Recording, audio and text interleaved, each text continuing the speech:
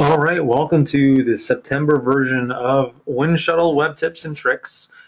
So we're doing a little bit different this time. This time it's going to be recording, and we're going to make this recording available to all that are subscribed to our Solution Care out on our knowledge base. So now, unfortunately, we're not going to be able to get together live this month, but we figured we'd go ahead and do a recording anyways to make sure everyone's still getting the value that they're looking for out of their Solution Care.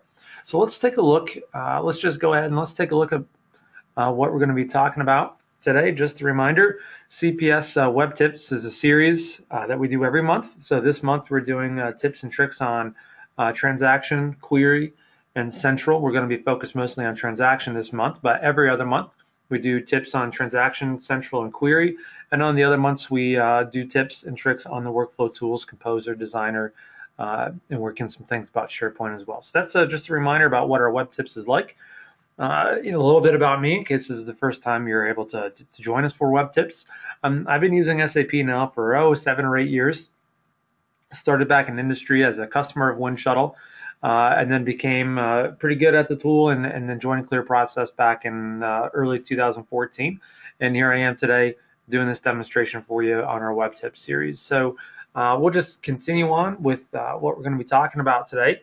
We're going to talk about three things they're over here on the right. Editing log messages.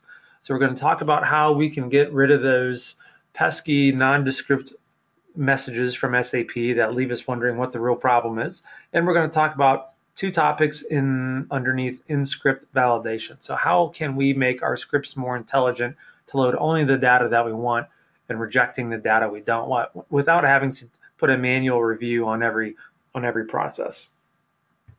All right, so let's just jump right in to the first one. We're going to be talking about editing log messages. So let me go ahead and load up that script here.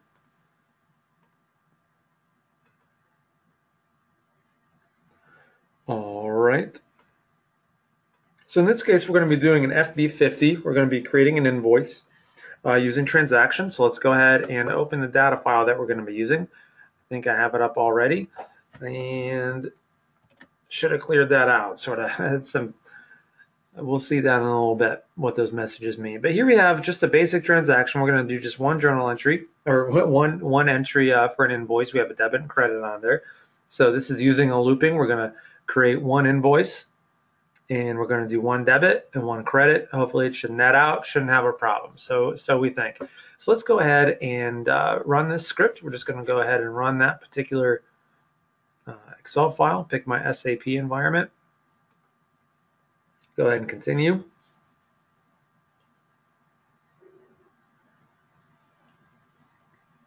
Okay, so you can see down here in the bottom left, the transaction script is running and it failed. Okay, so in that case, this is what we're looking for. It's supposed to fail on purpose. And we get our lovely no batch input data for screen, and then it gives us the screen number. So sometimes you can be very specific about that. Now, I happen to know with this T code that SAP, that particular screen, what it's looking for is looking for the user's defaults to have a company code already set. So you can see here in our invoice process, we don't have a company code. Usually you have to have a company code that you're going to mark an invoice against before you post it. In this case, we don't have it. We're expecting the user to have their default set. So whatever company code that they're responsible for, that's the company code that's going to get loaded here. But your average user may not know this. If I'm a runner and I see that, it's like, I don't know what that means. So we're going to go through a couple of neat tricks in order to make those very specific ways that things can fail, even though the messages are a little bit generic, we can provide a better response for the user to understand. Okay, so let's take a look at the recording. So in Edit, and we're going to go ahead and edit our mapping here. All right, then under the Edit menu, we have this editor screen, okay, this editor option. So we're not going to do really anything in the main edit section here, the mapping section. We're just going to be focused upon this editor option. So go ahead and click editor. And this is what it looks like sort of behind the scenes here. When you're doing your recording, Winshuttle is capturing all those things that you're doing with SAP and turning it into the function calls, the remote function calls necessary and capturing your mapping, whether it's coming from this field or that column of Excel, and if you have an if condition or anything like that.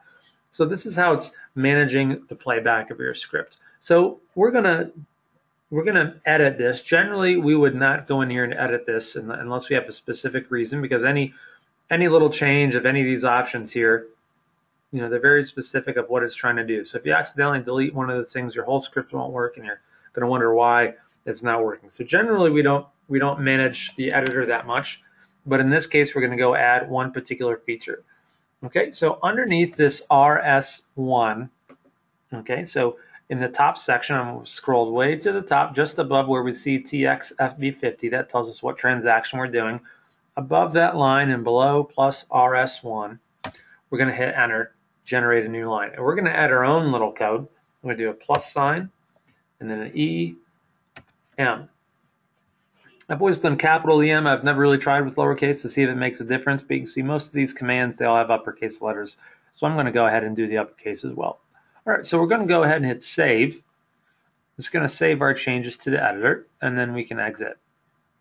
We won't really see any changes on the mapper here because we didn't change anything that would look a little bit different here. We just changed one of the little features called EM. So we added error message. That's what the EM stands for, or at least that's what I think it stands for. So we're going to add the error message. So that's what we did, a plus EM. So let's go ahead and go back. We're going to go back and run this again. First, I'm going to clear out that message. Go ahead and hit save here.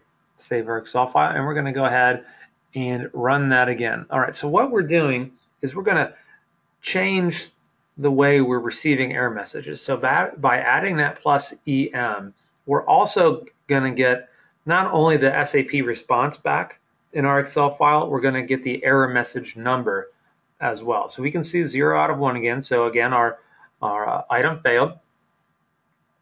We're getting the same message back, no batch input for that screen, 1000. But here we have this little situation here at the beginning. So this is the error message, and what we want to capture is after the colon and before the last dash. Okay, so that's what we're trying to look for, after the colon and before that last dash, before we get into the message. Okay, so we're looking for the 00-344 in this case. So what does that really do? Okay, so this is the SAP error number associated with this error message. Okay, so there's error numbers and then the error message. So when you encounter an error in SAP, you really are encountering a particular error code or an error number, and then SAP provides text to support that, and then that's what you see within Winshuttle when you get that message back. So we're going to go ahead and copy that 00-344. We'll leave that up just in case we need it again. We're going to go update our mapping again. We're going to go back into that edit menu and then hit the editor. And now we're going to delete our EM, our plus EM, and we're going to replace it with plus MT, and then paste in our error message. Okay, and then when we paste in the error message, we're going to provide a colon, and then say, oh, what should we say here? Say, please maintain the user's default company code. All right, and we're going to go ahead and save that and exit. We'll maintain our data file, so we can go ahead and clear that out. We'll save our Excel file, and then we will run yet again. Actually, we need the equal sign, not the colon. So let's go ahead and update that again. We need the equal sign. I apologize. We need the equal sign. Please update. What did we say? Please maintain user default company code. Okay, so again, it's plus MT, then equal. We'll save that, and we'll exit the editor, and then we'll go back. Boy, it's not really my luck here. We need to put that message in. 00-344 equals please maintain user's default company code. All right, maybe third time is a charm. All right, we got a little bit better there. It's, I've done it before. I don't do it too often, but I should have remembered that. Okay, let's go ahead and hit test. And we're going to run that Excel file again.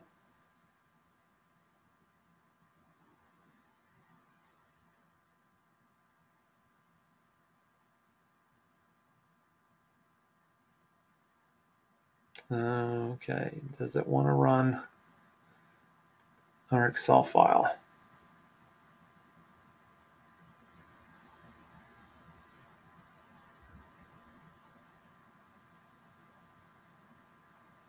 All right, here we go. Finally working for us.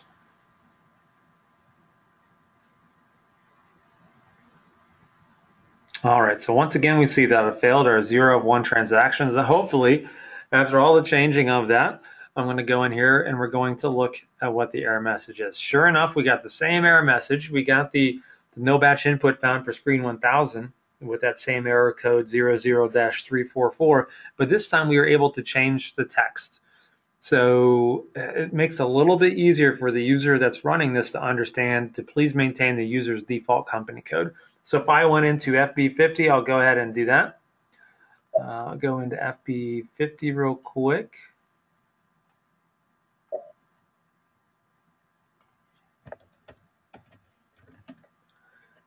And put in my company code.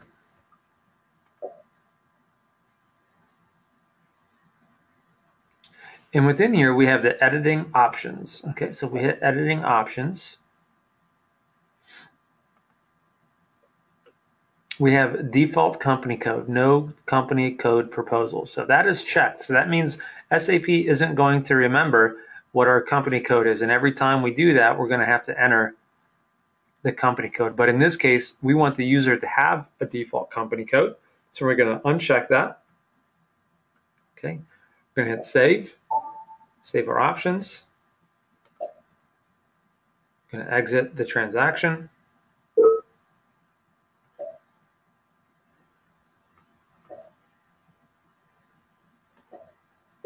Okay, trying to exit the transaction.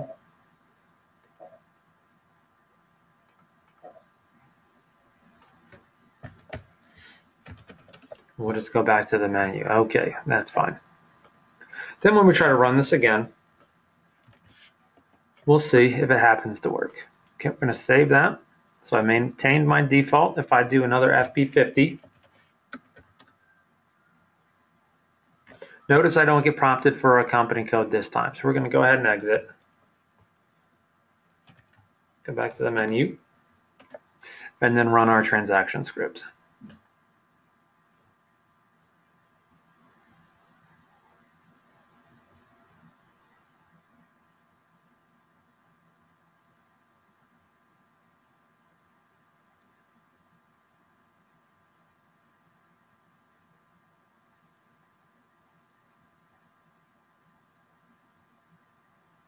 Okay, it looks like it's running. It's processing our row. That's a good thing.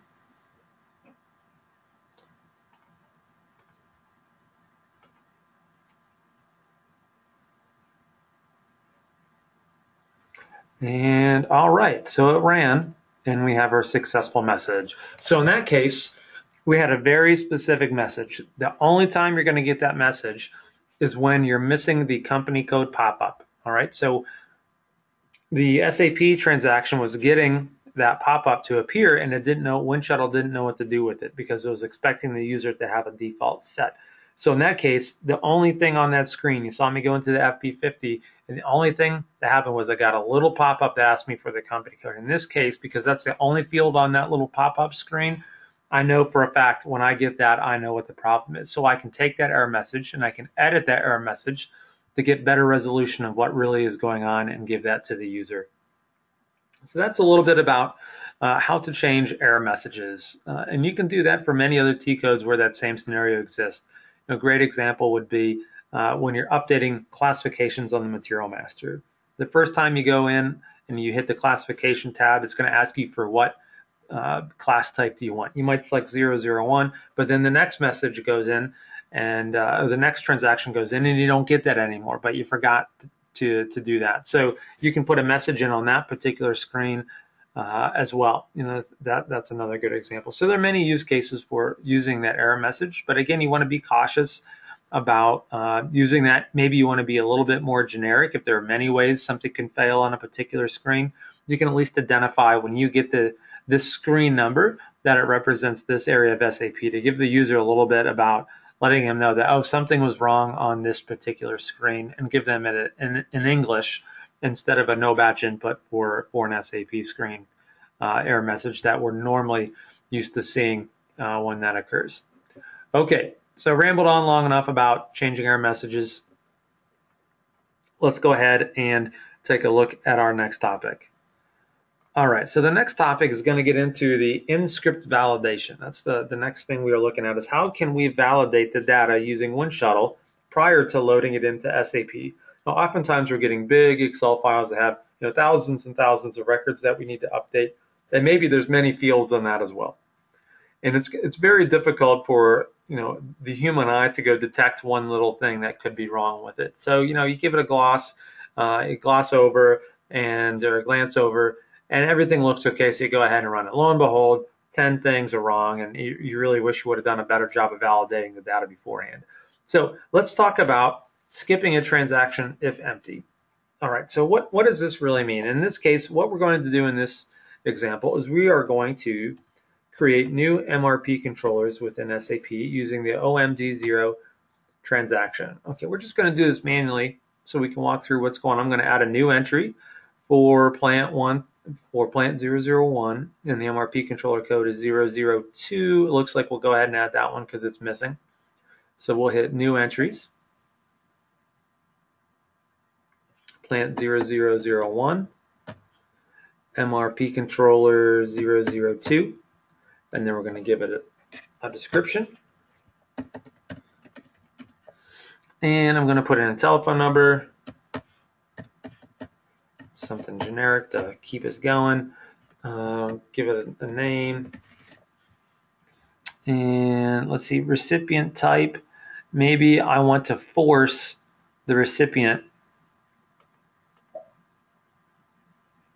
to have an email address in here. Okay, so the recipient can be, any particular thing that you want it to be. So maybe a person, and we can say, test@test.com. Okay, let's see. That's the only entry that we can do. So we're going to go ahead and save that entry. So in our case, what we're looking to do is we want to make sure that the user is providing, or the requester is providing, an email address. If I failed to provide an email address, let's see what happens if I'm able to save it.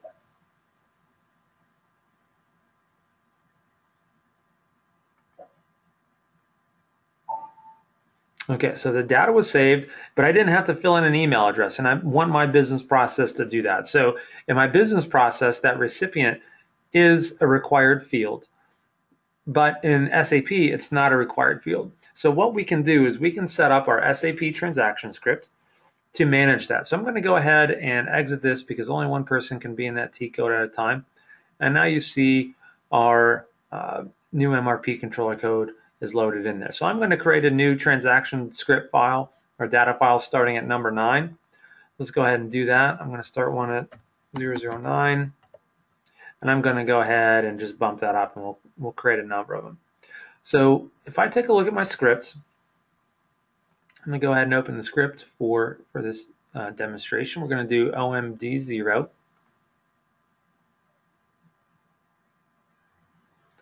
All right, and we're going to go ahead and take a look at the mapping. All right, so here's our mapping. We can see the number of fields that we have in here. The object ID for recipient, that's the one that's going to be maintaining our email address. So if we look at our example down here, we have a couple. Object ID for recipient is the item that has the email address. We're going to go ahead and run this, and we'll see what happens. Now remember, my business process says that we should always be providing an email address. But yet in my data file, the second record here does not have an email address. So we will take a look here and see what happens with the recording.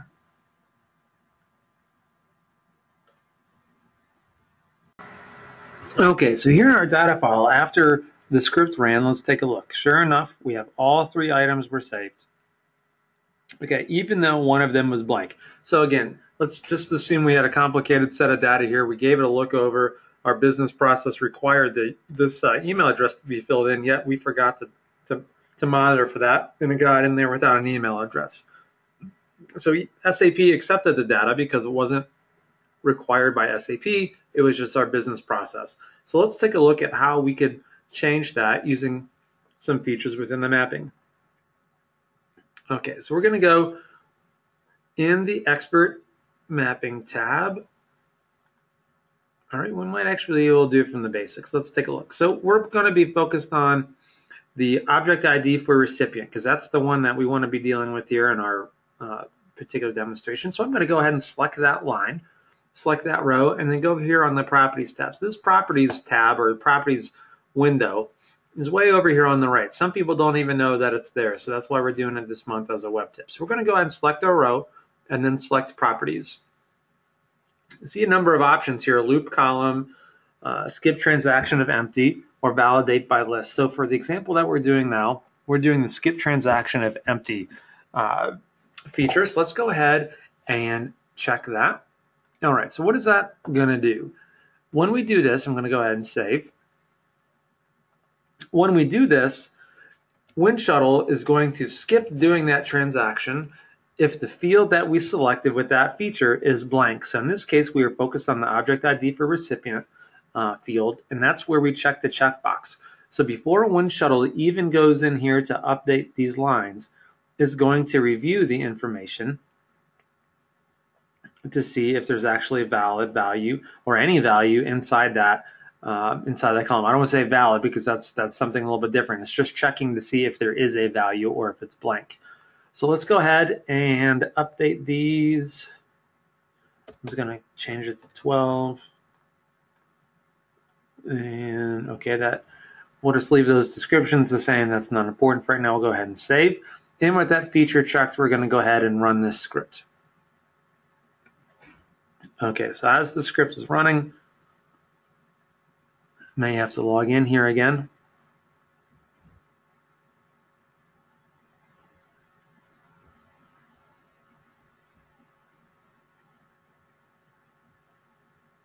All right, so now it's kicked off. It's validating our properties, and we are going through. Okay, finished 2 transactions. So it only did 2. It didn't say it errored on any, but it only did 2. And we know there were 3 records in here. So let's take a look at our data file. Sure enough, it went through and created those 2 MRP controllers, but it skipped the one that had no value in the object ID for recipient. So using that checkbox, the skip transaction of empty can save you time if you want to make fields within your process required where SAP doesn't have them required. So you can use Winshuttle to help do the validation of your data before even loading it. So in this case, just to repeat again, we were using the skip transaction if empty or skip if empty, and that skips that whole record of data if the field that feature is set for is blank. Okay, so that's what that feature there does. So let's go ahead and wrap that one up. Go ahead and close this file and take a look about what we're going to be talking about next. All right, so validate by list. So this falls in that same in-script validation topic we were just looking at of skip transaction of empty. So let's talk about a validate by list. So let's bring up our transaction script that we're going to be doing. For that, we'll go ahead and close this session and open up our script for validate by list. In this case, we're going to be creating a material master, and let's look for our data file. Go ahead and select that and bring it up here. All right, so we're going to do a very, very basic material master create just to go through the example of using this feature. So here we are. We have our three materials that we're going to be creating. September WEBtips 4, September WEBtips 5, and September WEBtips 6. We're going to do the how material types, that's semi-finished good, and we're just going to be loading in a base unit of measure. So the recording manages everything else. My SAP system has very little requirements since it's just a demo system. So we're just going to create a material with the basic description and then one of these units of measures. Let's go ahead and run that.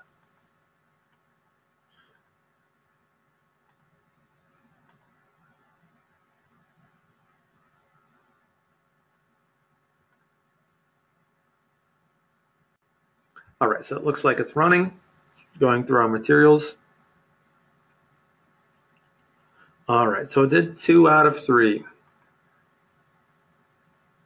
All right, so in this case, we have the feature turned on and we're gonna take a look at the feature, but this error is something a little bit different than we would normally be used to. So this says following columns contain invalid input values. So this is just saying :C. So that means the following columns, column C, contains invalid data. So look at value C for this row, and it's CAR. So CAR stands for carton. If I was going to go create a material master, I'll go ahead and do that. I'm going to go create this material. I believe it was September WEBtips 5, and it was the semi-finished goods. So in our business process, semi-finished goods are not allowed to have the carton unit of measure. But if we were to go right in SAP to do that, go ahead and select basic data here. Let's put in test. CAR for carton, that's a valid, we'll go ahead and hit cancel here so we don't save. All right, so CAR for carton, that's a valid entry. But in my business process, I don't want to use cartons for that particular material type, or maybe any particular material type. I don't want to use cartons. Maybe I have a different unit of measure I should be using instead of carton, like maybe case or pallet, something of that nature. But I don't want to use CAR, even though it's valid. All right, so let's take a look. We're going to exit out here so we don't create that material. Let's take a look at the mapping to understand what just happened. All right, so in the mapping section, let's focus on the item that has column C being mapped. So that was the base unit of measure. So let's go down here and look at the base unit of measure. Here it is. And once again, we're going to be focusing on these properties over here on the right, and it says validate by list. Okay, so that's the feature we're going to be looking at. I happen to have that turned on already. And we're going to look at the values. Okay, so by selecting values, we can see the items that are available for our transaction. So when you use validate by list, you need to provide the list of values that are acceptable to the transaction. So in our case, we have each, box, and canister as the only valid values that we're going to be able to create records for. So if we look at our data file, we have each, that's a good one. We have box, that's in the list, and we have carton, that is not in the list. So if we wanted to create any new materials with this script, we have to use one of these 3. I could very easily just go ahead and add carton here. Okay, and the main thing is the value. The description is just for you for easy reference, but the important thing is value. So you want to have that SAP value that's going to be entered. So CAR for carton, we're going to go ahead and add that to the list. Go ahead and save that. And we're just going to run on errors to run that one particular item. All right, so let's take a look at my roles. Should be running here. All right, so this time I ran that one transaction. Let's take a look at the data file. All right, so September WEBtips 5 was created. So this is an example of how you can use, in-script validation by using the validate by list option. So it's worth taking another look at it. So let's go ahead and do that just to make sure we can understand it. So again, in order to do that, you're going to select the row that you want to apply that feature to. So again, base unit of measure, and validate by list, and we can put in our values. All right, so we're going to take carton back out of there. And that's how that would work. So you can have, again, just like we used skip transaction of empty, we're applying logic within the transaction script to do validation. So even though carton was a valid value for the use case of this script, whatever the use case may have been that I made up for the example, we didn't want to use carton, so we only included the 3 items in the validate by list. Okay, so there are 2 ways to really get information in this section here. So you can manually put them in, or you can import them from a list. So I'm going to go ahead and delete these, and I'm going to hit OK just to make sure that's valid. And I'm going to show you an example of the list that we have. Okay, in this particular case, I don't have a header. I just have the values in column A, and I have the descriptions in column B. So you might recognize these as the same ones we were just working with. So I'm going to go ahead and close this Excel file, go into the validate by list option here, and select the file to import the list from. Again, we want to make sure we don't have a header. Excel range, so we don't have a header in this case. So we're going to do A1 to A3. So we're specifying those details. And I forgot to check the sheet that I had the data on. And sheet 1, okay. Sheet 1. So if you wanted to have a header in your data file, you definitely could. You just, and for our case, since I didn't, I just want to point that out, that we were starting our data range at the same A1, where the first row of data starts, and then we can go ahead and select import.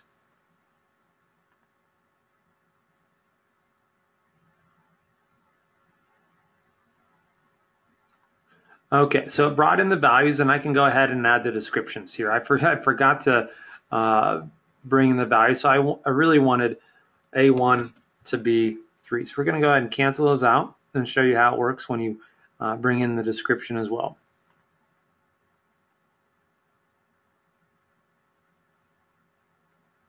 Okay, so in my description here, I have E as each, box is box, and can is obviously can there. If I wanted to do something a little different, I could definitely update the descriptions to say canister instead of can. Go back in here and update those again. Okay, now you can see canisters there. So it's reading in the data that I provided in the range. So again, if you had a header, you would start at a different row. So you want to do A1 to B3. And if you're not sure what they are, you can go ahead and select your items. So you select your items, and you want to be looking for the range that starts at the top left of your selection. So A1 is my first box, and then B3 is my last cell in my range right here. So that's what I want my range to be for this particular example here. So again, validating by list allows you to put in some business rules, business methodologies inside your script and allow the script to do validation at some level for you. That doesn't mean don't look at your data file to make sure it's good data, but you can also use Winshuttle transaction to help supplement the review of the data and almost like a little backstop to catch some of the things that are easy to overlook when you're looking at a big Excel file with lots of columns and lots of rows. Okay, so that was the last topic that we're going to be looking at for today. And I hope you enjoyed this month's web tips. So this recording will be out there on our knowledge base for everyone to search. And if you have any questions, you can always contact us and we can get together and answer your questions. All right, thanks again.